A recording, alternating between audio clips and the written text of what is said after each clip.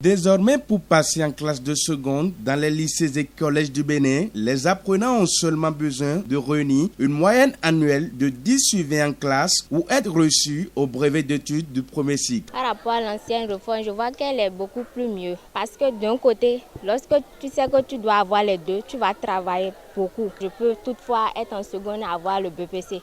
Ça n'encourage pas trop vraiment. Et lorsqu'on dit que tu serais en classe de troisième et avoir le BPC et dit que tu iras en seconde, là, comme ça, tu te dis que bon, je peux m'asseoir à la veille des examens, je vais réviser. Parce qu'il y a souvent des miracles. Tu peux ne rien faire en classe et aller à l'examen réussi. Et tu vas aller t'asseoir en seconde pour déranger les professeurs. Parce que ça devient un embêtement. C'est sans niveau, on appelle ça. C'est bon. Et d'un autre côté, ce n'est pas bon. Parce qu'il y a des gens qui vont paresser et qui ne vont pas apprendre. Et ils se diront que leur objectif, c'est passer en classe supérieure.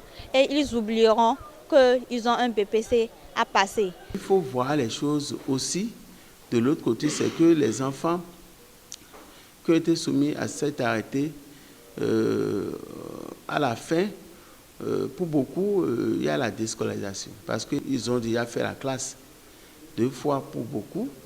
Et quand ils n'ont que le BPC sans la moyenne de classe, ils sont systématiquement exclus du système. Donc, ce dernier arrêté, le 012 du 7 février 2020, est venu donner une chance, disons, à ces enfants-là, qui a priori ne sont pas nécessairement bêtes.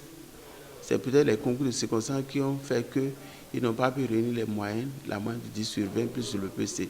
Vous savez que parfois la chance accompagne certains et bien qu'ils ne travaillent pas en classe, ils arrivent à décrocher le BPC. Il y en a d'autres qui travaillent bien en classe mais qui n'arrivent pas à décrocher le BPC.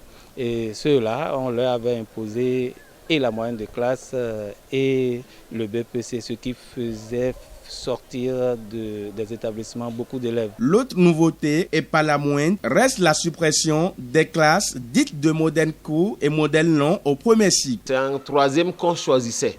Mais maintenant, avec l'arrêté, c'est qu'on doit faire tout. Ça va ralentir certains, mais ce que ça corrige, c'est que ça empêche les élèves paresseux, parce qu'il y en a pour la plupart ne veulent plus faire d'efforts. Donc, les sciences aujourd'hui constituent un problème pour eux. Et pour évoluer aujourd'hui en sciences, il faut avoir le sens du travail. Comme il y a la possibilité de choisir, ils abandonnent seulement les sciences, alors qu'il y en a qui ont très bien les aptitudes d'évoluer en sciences. Le problème d'orientation qui est posé par l'arrêté règle un peu la situation. La plupart des dispositions inscrites dans ce document signé par le ministre en charge de l'enseignement secondaire, technique et de la formation professionnelle seront mises en application dès la rentrée prochaine.